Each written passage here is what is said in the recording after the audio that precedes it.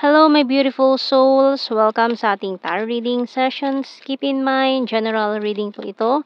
Maring mag-resonate, maring hindi. Kunin nyo na lang po kung para sa inyo and leave the rest. Maring mag-shift ng energies or magkabaliktad ang sitwasyon.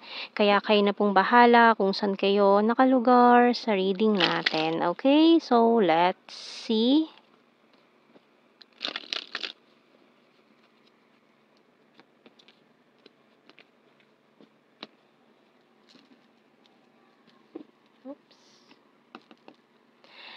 We have here, Seven of Cups. So, maraming mga opportunities, options na paparating sa'yo ngayon. Medyo mamimili ka ha. At malilito kung sino sa mga ito ang pipiliin mo. Ano sa mga ito ang pipiliin mo? We have the Sun. Leo. Happiest card. So, basta ako sa'yo ha. Ano mga mangyari dito sa mga options na to, piliin mo talaga kung saan ka magiging masaya. Yun lang yun. We have here the Five of Wands. Kasi once na hindi, or hindi mo nakilatis na maigi itong mga options mo in mind, hindi mo na balanse or natimbang-timbang na maayos, maaaring magsisi ka sa huli kung ang mapipili mo sa kanila or sa mga options na ito ay hindi tama.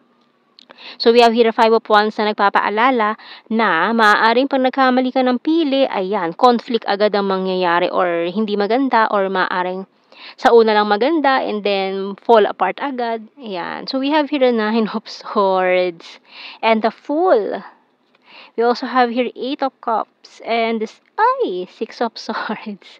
King of Swords and this Ace of Pentacles. So, okay. So, for some of you, sad to say, pero for some of you ha, kasi nangyari na pala ito from the past na pumili ka sa kanila ng hindi tama ang napili mo. Kaya ang nangyari, ayan, hindi ka nakakatulog dyan, itong taon to nag-walk away lang din agad, hindi nagtagal, umalis din, parang nag-walk away na siya, umalis na, and then, ayun, parang ang bilis lang ng mga pangyayari, nagulat ka na lang na, sa lahat na pa naman ng pinili ko, siya yung pinili ko, tapos ganun lang pala, napakabilis, parang hangin lang na dumaan, ganun.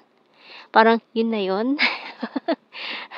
Hindi ba? So, hindi mo lang nagtagal.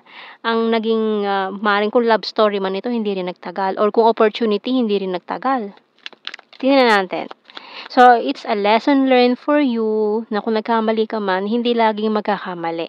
So, ang mga pagkakamaling ito ay lesson for you para sa susunod, mas wise ka na, mas okay na mamili, no? Kasi pwede mo nang timbang-timbangin eh. This time natuto na ako, alam ko na yung gagawin ko. Alam ko na kung paano pumili, alam ko na kung paano kumilatis sa mga opportunities, ng mga tao, para this time, maalagaan ko na yung puso ko, hindi na ako masaktan, mga ganyan. So, we have here two cards na nag-flip dito. We have here, ayan, healthy lifestyle and you are safe. So, by Archangel Michael, I am protecting you against lower energies and guarding you, your loved ones, and home. And healthy lifestyle by Archangel Raphael. Eat a healthful diet, get adequate sleep, and exercise regularly for optimal health. So, yan ang mga messages ng mga archangels natin na lagi nating tatandaan at isa sa buhay. So, tingnan natin sa tarot messages cards natin dito. Okay, ayun no, 'di ba? I have multiple opportunities. So, it's your second time around. Kumbaga, for some of you kasi na nangyari ito sa nakaraan na ibinigay sa inyo itong mga opportunities na ito pero mali kayo na napili this time.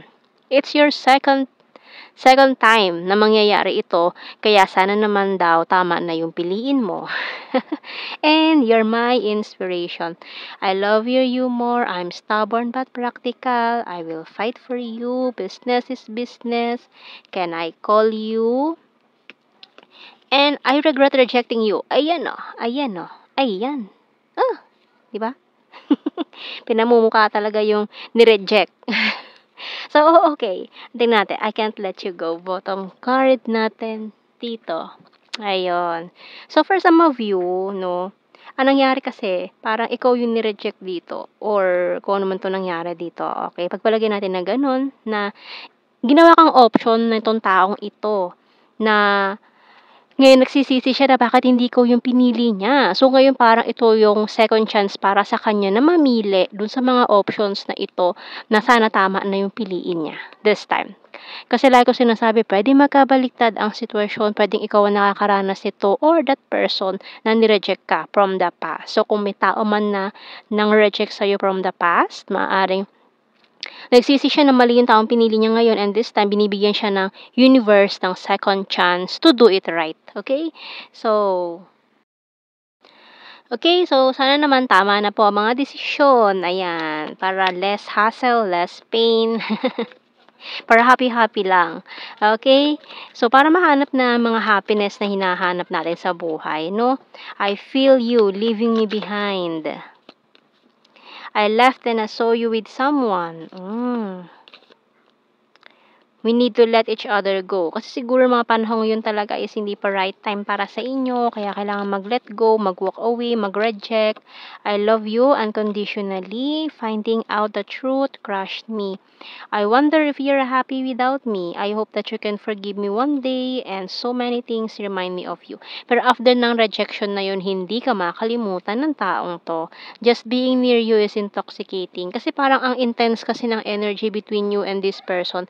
Hindi niya kayang i-handle yung sitwasyon. Kaya ganun na lang ang ginawa niya, nag-walk away na lang siya, umalis. Tapos, maring hindi na nagpaalam or ginost ka na lang nitong taong to nang ganun-ganun na lang dahil may pinili siyang iba. Tapos, hindi naman nag-work out, hindi naging maayos ang sitwasyon. Kaya there's a lot of regret from this person na hindi kanya pinili. Ayan. So, tingnan natin sa signs and symbol cards. Magnet. Ngayon, minamagnet ka naman nitong taong ito. Ina-attract ka niya or na-attract pa rin siya pabalik sa'yo ngayon, no? We have the clover. Ooh, lucky card. And crystal ball, money, traffic light. So, ito, traffic lights. It's about right timing, divine timing. So, maaaring ito na yung divine timing para sa inyong dalawa kasi itong taong to is hindi siya nagpakatotoo ngayon. Dati, ayan, lighthouse and coins. Ayan, maaari kasing pinili niya itong karmic relationship na ito. Nalito siya between these two coins kasi itong coins natin dito is isa sa kanila reflection lang and yung isa is the original coin. Paring representation din kasi ng karmic and the twin flame. May nalito kung sino sa kanila, kung sino yung pinili niya. Hindi niya alam, illusion lang pala yung pinili niya. And then eventually, inireveal din sa kanya sa tamang panahon itong mga fake or illusion na ito. So, bottom card, rain. So, ngayon, nagre-reminisce na siya, binabalikan niya na yung mga nangyari, kung paano nangyari to, bakit ganun. Kasi ngayon, nag-fall apart na lahat yung mga plano niya, yung mga maling desisyon niya is dahil illusion lang, ngayon na nagising na siya sa katotohanan, naglaho na yung illusion na ito. Bumagsak na lahat yung kanyang pundasyon na itinayo. Kasi yung stability is wala Illusion yung stability na binuo niya Kaya nangyari, bumagsak. Wala. Back to zero siya. So, ngayon, iniisip niya, binabalikan niya, ano nangyari? Bakit ganun? Bakit ganyan?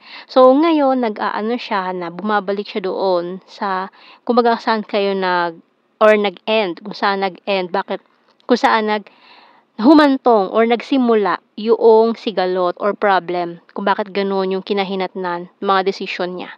Ayan, so syempre, dahil isa ka doon sa mga naging options niya, binabalikan niya lahat yon, no? So, tingnan natin, kuha tayo ng initials natin dito. Maaaring twin flame energy na naman nga ito na after exposure ng mga karmic cycles ay gustong bumalik, no? So, we have here, ayan, puro blue. Letter P, S, PS, mahal na mahal kita, ganun. Ayan. XVH, QMIL,